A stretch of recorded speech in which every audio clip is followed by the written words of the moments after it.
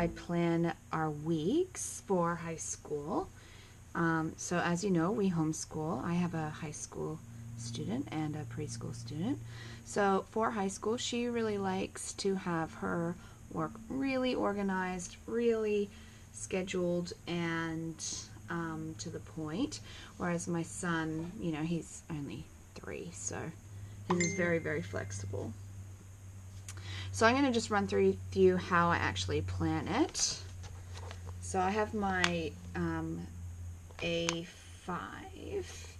and then I've created this A4 sheet for her assessments, and I'll run through that with you in a second. This is our weekly spreadsheet that I created, and I'll run through with you with that in a second. Here's my bullet journal. Now, if you've seen my other clip recently, you would have seen me setting this up a few weeks ago. So it's just filled in a little bit more now. So we've got English, Math, Science, Geography, PDHP, Visual Arts, Food Tech, and History. Now, all besides this one are required for New South Wales curriculum, and this is what this is based on. Since we do follow the New South Wales or Australian curriculum. So I've set it out according to this, and where I get this information from is I get it from the government website. So I printed out, so for science, she's going to be learning about Earth and space. So here's the outcomes, and I've just, you know, written out what assessments I'd like her to do, and then of course put them in here in her assessments. And this is where I just find out the information of what it is that they want her to learn, and then I just put it into our overview. So you can see here it says Earth and Space for science, and she's got an assessment due week 2 and week 4, which are here and here. And then as you know, we progress through each topic within each subject, I'll add more once I know how fast we're going through these topics. Some of them, like history, require 50 hours worth, so, you know, that's way more than this term is going to allow for. So we'll just sort of see how we go, but, you know, nothing else is going to change in history this term, whereas we will be adding more to English, Maths, Science, Geography throughout the term. But this is just where we're at right now. We're finishing up week 2 today, so yeah. So as I was saying, so here's our history. So I've divided it up within weeks, and I'm going to just get her to do I guess like an assessment each week, just learning about these different topics. And I've created a for her assignments, marking criteria. She really works really well with this type of homeschooling. Not every child does, by all means. You just gotta do what works for you, and this just works for us, for her. Whether or not we do this for our son, who knows? He's only 3. So that's what I created for her history. She got 45 out of 50. She did a very good job. So that's how I sort of plan out our topics and then our assessments as well. And I created this assessment sheet. So I'll just close the B5. So it's a bit bigger than my A5.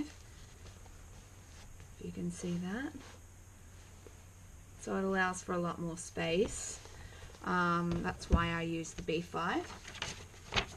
So I'll just close that up. And I'll show you, this is what I created for term 3 for the assessment tasks. Now I've only really worked up to week 6. I'm not a huge planner for all of the terms because I'm very aware that things happen, you know, things that we just cannot plan for. And if I plan the entire term all the way through, no doubt something's going to get missed, or you know, we're just going to get snowed under. So I just plan, you know, a little bit at a time. We've just finished weeks 2. I'll have to go and write weeks 3, the marking criteria for these as well. but that doesn't take long at all to do.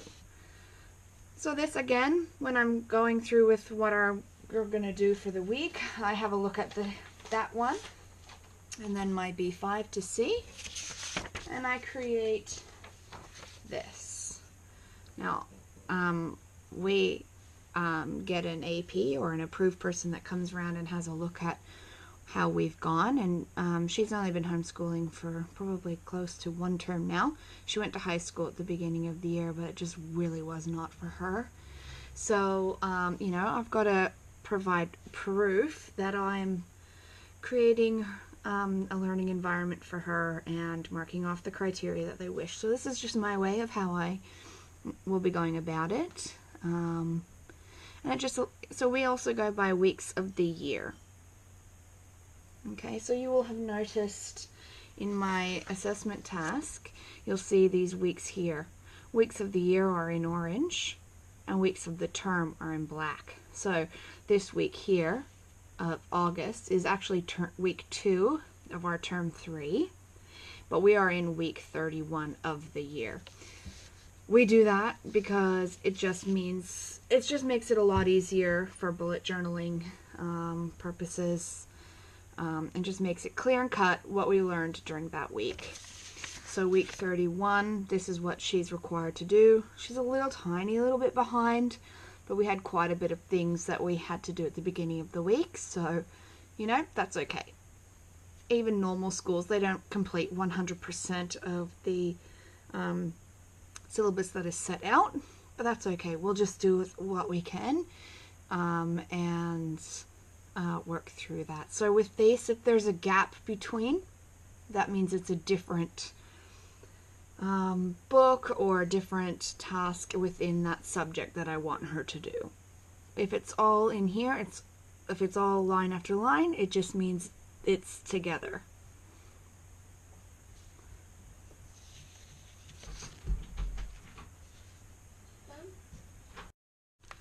So then what I do is I use my B5, and this is how I write out my weekly plan. And so this is what I know we're doing for the week, and then I just write out what we're doing, what she does. And that's just how I plan for our weeks. That's just how I plan for our assessments, and that's how I plan according to the syllabus, and how I plan for the term. Like I said before, not everyone does this, or even is it required to go this far. I mean, this is just how my brain works. This is just how I do things, because it just works for us. And at the end of the day, you just got to do what works for your family. So I hope you've enjoyed it. Let me know what you think. See ya.